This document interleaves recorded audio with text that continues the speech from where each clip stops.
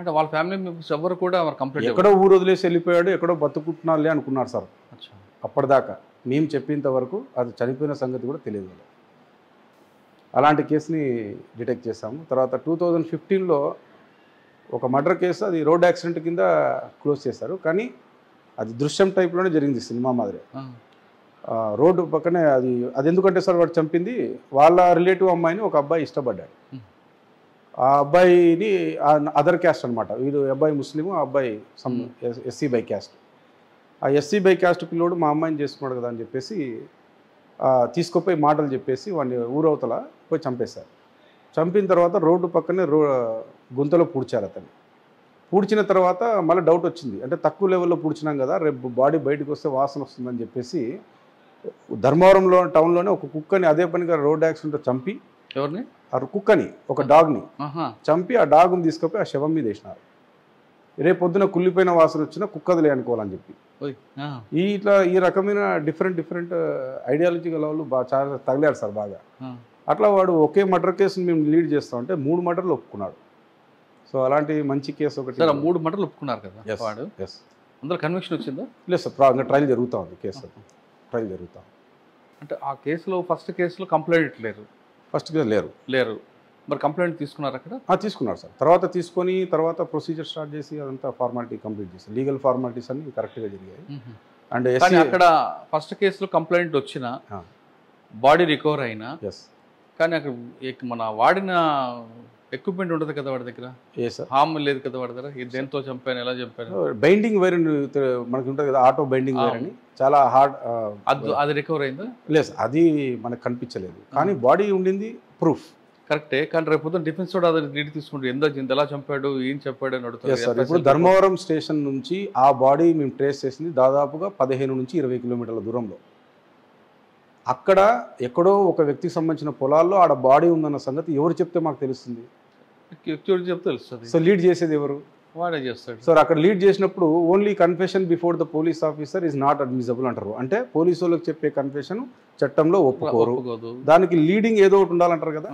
ఆ లీడింగ్ ఏముంది అక్కడ అంటే డెడ్ బాడీ ఉంది. ఇప్పుడు డెడ్ బాడీ ఉందన్నప్పుడు లీడ్ వచ్చేసినట్టే కదా. సో అక్కడ కనెక్టివిటీ ఆటోమేటిక్ వచ్చేసింది. ఫిక్సప్ చేసుకున్నారు.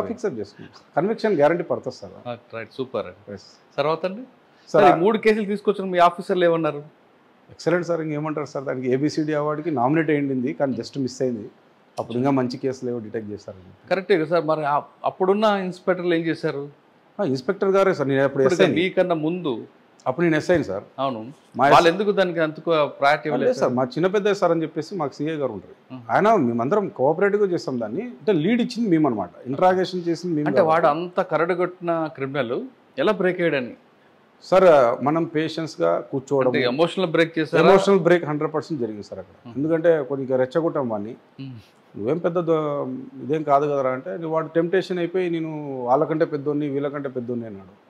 ఒక మర్డర్ చేస్తే వాళ్ళకంటే పెద్దోన్ని ఎట్లయితారా అంటే, ఎవరు చెప్పినారు సార్ నేను ఒకటి చేసినానని, నేను దగ్గర 3 చేశానని చెప్పారు.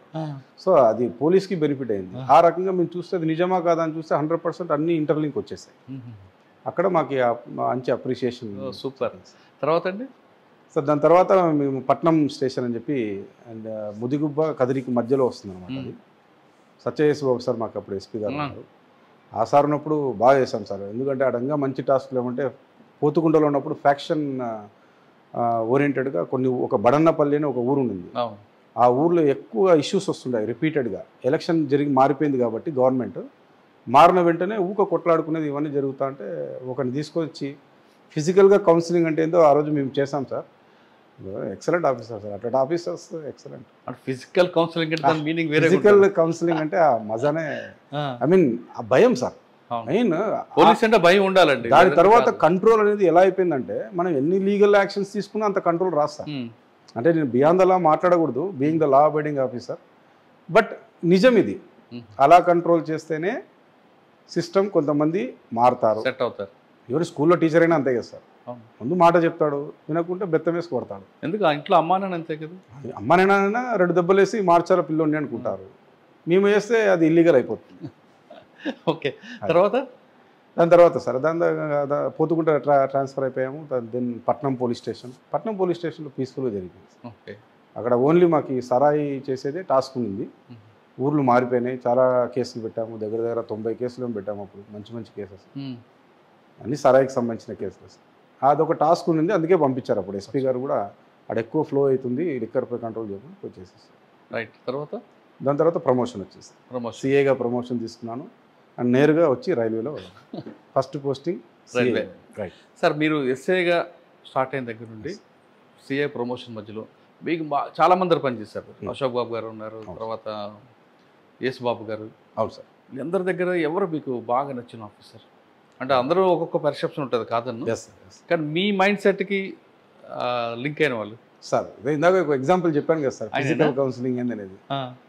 అట్లా స్పెసిఫిక్గా పేరెందుకు అన్నట్టుగా అలాంటి ఆఫీసర్లు తిరిగి చేస్తే ప్రౌడ్గా అనిపిస్తుంది.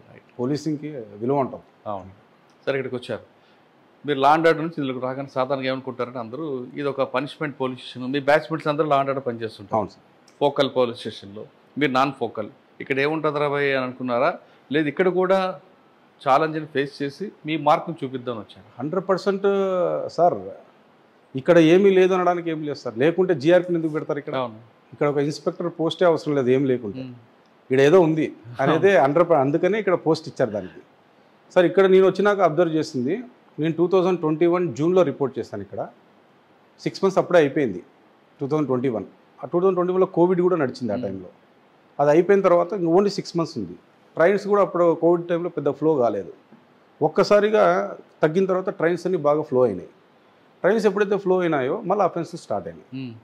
స్టార్ట్ అయితే ఓకే ఎలా ఉంటుందో భయ్ ఇక్కడ దొంగతనం అంటే క్లూలెస్ నుంచి క్లూలోకి పోవాలి కదా, ఎలా ఉంటుంది అని చూస్తే లక్కీగా సార్ మీరు నమ్మరు, ఒక నోటోరియస్ క్రిమినల్ని పట్టుకున్నాము. ఒక బీటెక్ స్టూడెంట్ చదివిన పిల్లోడిని, బీటెక్ స్టూడెంట్ చదివిన పిల్లోడు ఉమేద్ అలీ జిన్నా అతని పేరు, హైదరాబాద్ నుంచి. అతని గురించి ఇన్ఫర్మేషన్ తీసి నీట్గా సెర్చ్ చేస్తే అతని దగ్గర మేము 67 తులాల బంగారు రికవరీ చేశాం. ఒకటే ఫస్ట్ బాలే 6 పడిపోయింది. 6? ఎస్. ఎలా పడిపోయిందంటే సార్, నీట్గా విత్ ప్రూఫ్ వాడు రిజర్వేషన్స్ ఎవ్రీథింగ్ టాలీ చేసుకొని వాడు ఎక్కడెక్కడ తిరిగాడో మొత్తం మ్యాపింగ్ చేసుకొని కొట్టేస్తాం. ఎలా అండి ఒకసారి చెప్పండి ఆపరేషన్? సార్ కంప్లైంట్ ఎవరు సార్? కంప్లైంట్ కాదు, డైరెక్ట్గా మేము ఇక్కడ కంప్లైంట్ ఆల్రెడీ కొన్ని కేసెస్ రిపోర్ట్ అయినాయి. ఈ కేసెస్ రిపోర్ట్ అయిన కేసులు తీసుకున్నారు, డేట్స్ అవన్నీ తీసుకున్నాము అన్నమాట. డేట్స్ అన్నీ నోట్ చేసుకున్నాము, ఏ ట్రైన్లో జరిగాయి ఆ ట్రైన్ నోట్ చేసుకున్నాము. సరే, take the reservations of all those trains, reservation అన్ని కలెక్ట్ చేస్తాము. రిజర్వేషన్స్ కలెక్ట్ చేస్తే ఒక కామన్ నేమ్ కనబడుతుంది ప్రతి చోట. అంటే ఒకసారి జిన్నా అని ఉంటుంది, ఒకసారి ఉమేద్ అని ఉంటుంది, ఒకసారి హుస్సేన్ అని ఉంటుంది, అట్లా డిఫరెంట్. ఏజ్ గ్రూప్ 25 years అది కామన్ ఉంది. సో కామన్ ఉంది. మేము కలెక్ట్ చేసింది కూడా 20 నుంచి 30 years ఏజ్ వాళ్ళనే తీసుకున్నాం. నంబర్ సిమిలర్గా కనబడుతుంది అని చెప్పి చూస్తే ఏ నెంబర్ అయితే వాడు ఇచ్చాడో ఆ నెంబర్ నాట్ వర్కింగ్ అని వస్తుంది. రైట్. సో ఫేక్ నెంబర్ ఇచ్చాడు వీడు, రెగ్యులర్ నెంబర్ ఇవ్వకుండా ఫేక్ నెంబర్ ఇచ్చాడు, ఎవడు వీడు అని చెప్పి మొత్తం ఆరాధిస్తే మా దాంట్లో ఇప్పుడు రైల్వేలో ఒక సిస్టమ్ ఉంటుంది సార్, అడ్వాన్స్ బుకింగ్ కూడా మేము తెలుసుకోవచ్చు. వాడు గతంలో రిజర్వేషన్స్ చేసుకొని తిరిగిన ప్రాంతము ప్లస్ అడ్వాన్స్ రిజర్వేషన్ కూడా తెలుసుకోవచ్చు.